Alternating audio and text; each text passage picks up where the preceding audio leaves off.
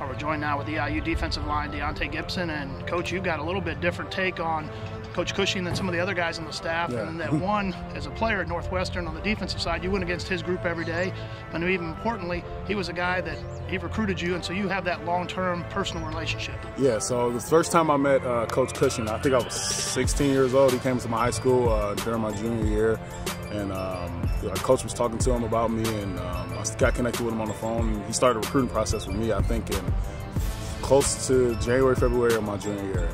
And from there, we kind of built a relationship and a rapport between player and recruiter, and he's one of the main reasons why I ended up at Northwestern. So that's a guy I stand behind, and he hasn't let me wrong. I mean, he's let me down here, and I'm loving it. So. Now, you were fortunate to go on and have an opportunity at the professional level, and then also jumped on into the coaching circuit at Northwestern as a graduate assistant last year.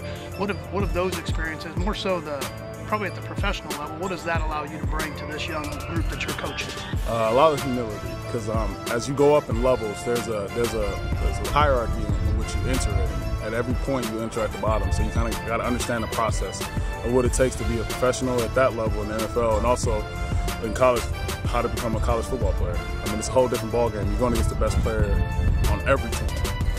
From high school, when you go to college and in the NFL, you're going against all conference, all American players every day. So, kind of just understanding what it takes to be great.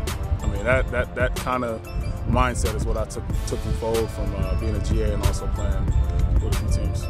Now, on your position group, you guys kind of got a little bit decimated by graduation, and so your numbers not probably as heavy as you want them to be here in spring ball, but still, has it been a good group for you to work with, and what have you gotten out of them? Absolutely. I get a lot of effort out of them because I demand it out of them. As a defensive lineman, I mean, the game is it's an ugly game that you play up front. It's physical every play. You're one of the only two positions in the world that are asked to be physical every single play. So, I mean, the fact that we have less guys just gives you that grit, and also hardens you to play this game at a high level and at a high clip in the way that I demand out of them. So, I mean, I would love to have more guys just for the ability to teach more, but it also helps sharpen this group a little bit more so that when these young guys get in, they'll understand what it takes to play ball here.